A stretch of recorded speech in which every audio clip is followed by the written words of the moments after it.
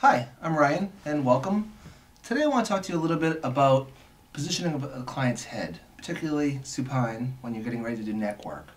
Often the client is lying down, they're trying to be the helpful client, and when I push on the shoulders to just sort of get them jostling or to get them away from the client's ears, as most of you know, what happens is they tend to tilt their head back. So they go into that cervical extension. Something that is they think is helpful, but it's not. And so what I want to show you is how to traction and how to be aware and how to put their head into basically the best position to set you up for success and to set you up so that you can access the cervical spine in the easiest fashion. So as I push, the client many times will come back this way. I want to use your hyperthenar pad. Basically do just a traction, so I'm going to use two hands. The hand that's touching her neck is really soft and has no strain on it. The bottom hand is where is going to hold tight, and that's going to have the force.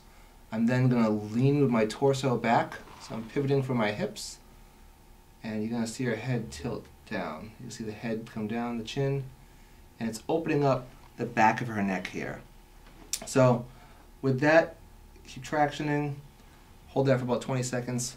When you go to let go of the person's head, or when you're pulling away your traction, you don't want to be abrupt. You really want to do about 10 steps of lesser and lesser pressure. So I'm applying quite a bit of pressure. I'm leaning back with all my force. My knees are touching the table to really stabilize. Now I'm going to go a little bit less. You can see your head come down just a little bit. But what I'm doing is I'm trying to get my hands to keep going down and lighten, pushing to the table. And what it's doing is it's allowing her head to rest and make her feel comfortable with her chin headed in the right direction, with the back of her neck opened up.